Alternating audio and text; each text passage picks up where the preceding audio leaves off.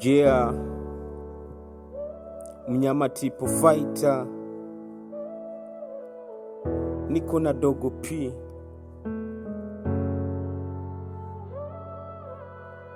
Kila saa nilinde Mungu.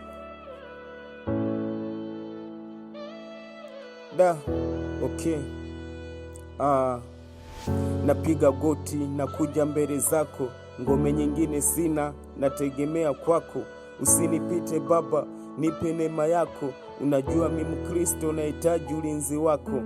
Ukiangalia kuna watu wanapata ajali, ukiangalia kuna watu wanalazwa hospitalini, ukiangalia kuna watu hapo tena duniani. Takuwa kiumbe gani siposema asante Jalali? Sio kwamba mi natenda mema kuzidi wengine, sio kwamba mi ni mtu safi kuliko wengine, na sio kwamba mi na dhambi sana kuzidi wengine, ila neema yako ndo nanifanya niinuke tena.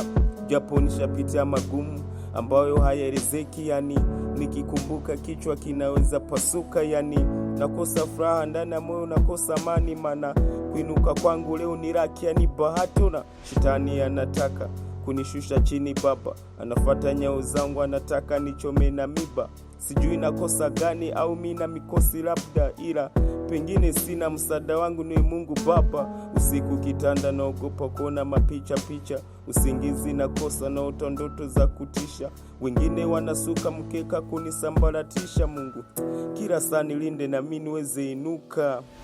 Kila saa Bwana naomba, kila saa Bwana nilinde, kila saa Bwana naomba, kila saa Bwana naomba, kila saa Bwana nilinde, kila saa Bwana naomba. Nimekuwa mtu wenye matunda, deli napigwa mawe, madui wananiwinda, milele sitakuwa kama wale. Uhai wanipa bure, silipi chochote kile, ila binadamu ni hatari, ni denja, wanakwere. Mungu fungua milango iliyofungwa na madui zangu, kila tu anapiga dua kufikia malengo yangu. Sina muda wa kusikia maneno ya walimwengu, maana sijajua kesho yangu meandaeje.